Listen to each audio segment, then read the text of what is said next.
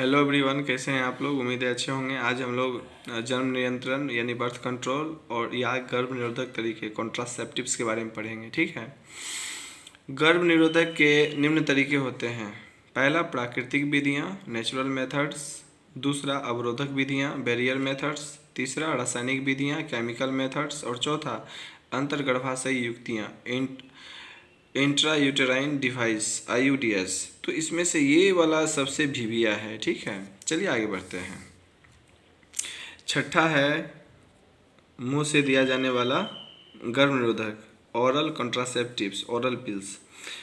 छठा है सुई द्वारा प्रवेश कराने वाली गर्भ निरोधक इंजेक्टेबल कॉन्ट्रासेप्टिव्स। और सातवां है रोपित की जाने वाली इम्प्लांट्स। और आठवां है आपातकालीन गर्भ निरोधन इमरजेंसी कॉन्ट्रासेप्शन। और नौवां है परिवार नियोजन की सर्जरी विधियाँ। सबसे पहले हम लोग जिक्र करेंगे प्राकृतिक विधियाँ नेचुरल मेथड्स। तो प्राकृतिक विधि वैसी विधि होती है जिसमें किसी भी प्रकार की कृत्रिम विधि का उपयोग नहीं किया जाता है। इसमें पहला आता है सुरक्षित काल। ठीक है। दूसरा आता है विथड्रॉल विधि। और तीसरा आता है लैक्टेशनल एमिनारिया। ठीक है। तो हम एक एक करके सबके बारे में पढ़ते हैं। तो सबसे पहले हम लोग पढ़ेंगे सुरक्षित काल। तो यहाँ पर बात आता है सुरक्षित काल क्या आता है। तो पहले समझिए हमने क्या देखा कि रजो चक्र जो होता है रजोधर्म के प्रारंभ, मान लो रजोधर्म प्रारंभ हुआ 0 डे है ना। और 0 डे से यहाँ पर क्या हुआ लगभग 7 दिन तक, 5 से 6 दिन तक ले लो, 5 से 6 दिन तक। इसको क्या कहते हैं? इसको कहते हैं स्रावी प्रावस्था। ठीक है, समझिएगा। इसके बाद क्या होता है कि अब यहाँ से 13वें से 14वें दिन क्या होता है, यहाँ पर ध्यान दीजिएगा, ओव्यूलेशन होता है।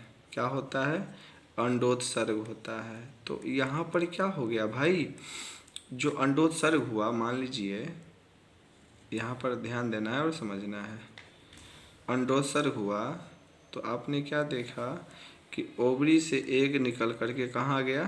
फैलोपियन नली में। कहाँ गया? फैलोपियन नली। ठीक है। अब ओवरी से एग जो फैलोपियन नली में आ गया, तो जैसे ही एंटीमिनेशन की क्रिया होगी तो शुक्राणु जो है कहाँ होगा? शुक्राणु आ जाएगा फैलोपियन नली में। ठीक है।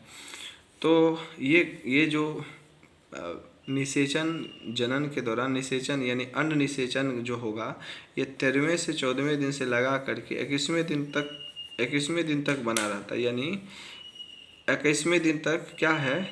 डेंजरस पीरियड कहा जाता है। डेंजरस पीरियड मतलब क्या है कि यदि कोई व्यक्ति रजोधर्म से यानी ऋतुस्राव मासिक स्राव के कब 13वें दिन से लेकर के 21वें दिन क्या करता है? परहेज करता है। परहेज का मतलब अगर वो नेचुरली मैथुन की क्रिया नहीं करता है तो गर्भ धारण की क्रियाएं नहीं होगी या होने की संभावना बहुत ही कम होता है। ठीक है। और अब 22वें दिन से लेकर के 22वें अगला ऋतुस्राव तक इसको क्या मानेंगे? इसको मानेंगे सुरक्षित अवधि। क्या मानेंगे? सुरक्षित अवधि। तो अभी देखिए कुल मिलाकर याद रखना है कि भाई क्या याद रखना है कि स्रावी अवस्था 5 से 6 दिन, फिर 12वां दिन तक आप मैथुन क्रिया कर सकते हैं। 13वें से 14वें दिन से लगा करके 21वें दिन, ये आप 6-7 दिन का पीरियड आप अगर बचे रहेंगे तो गर्भ धारण की समस्या नहीं होती। इसी को कहा जाता है सुरक्षित काल। क्या कहा जाता है? आपको ये डायग्राम बना लेना है अच्छे से, बस यही आपको अच्छा से करना है। अगला देखिए विथड्रॉल विधि। विथड्रॉल विधि का मतलब हो गया, मान लीजिए कोई व्यक्ति, ये मान लीजिए थोड़ा देर के लिए ये भेजना है, राइट। तो यहाँ पर क्या है कि यदि पेनिस के द्वारा ये एजाकुलेशन की क्रिया, ठीक है, एजाकुलेशन की क्रिया यानी स्खलन की क्रिया, यानी ये समझिए कि स्पर्म को योनि के अंदर भेजना के अंदर ना छोड़कर किसको कहाँ है?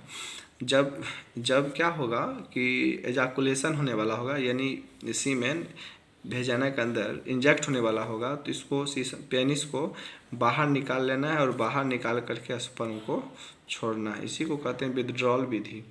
ठीक है, अब आगे बढ़ते हैं। आगे है लैक्टेशनल एमिनाहारिया। पहले याद रखना है भाई आपको ना, एमिनाहारिया जो है सब दिमाग को पेचीदा करेगा, याद रखिएगा। एमिनाहारिया मतलब ये हुआ क्या, रजोधर्म की अनुपस्थिति, यानी जब रजोधर्म की अनुपस्थिति होगा, कब, यानी कि जब शिशु, यानी मान लीजिए कोई स्त्री बच्चे को जन्म दी है, बच्चे को जन्म देने के साथ साथ क्या होता है कि उस स्त्री में रजोधर्म यानी रजोचक्र या मासिक स्राव की क्रिया कुछ दिनों के लिए, कुछ महीनों के लिए बंद हो जाती है। इसी स्थिति को क्या कहते हैं, एमिनारिया कहते हैं। ठीक है, तो इस स्थिति में क्या होता है, लगभग 5 से 6 महीना में ये ऋतुस्राव चक्र की क्रिया बंद हो जाती है, जिस कारण से अगर इस बीच में मैथुन क्रिया किया जाए तो मतलब गर्भधारण की संभावना कम होती है। तो आज हम लोगों ने क्या सीखा, गर्भ निरोधक के प्राकृतिक विधि। ठीक है, हम आगे का क्लास आगे बताएंगे। आज क्लास यहीं तक। आप लोग अच्छे से रहिए, कमेंट कीजिए, पढ़िए मन लगा के, कोई दिक्कत है पूछिए। That's all. हम लोग फिर कल के क्लास में मिलते हैं। बाय।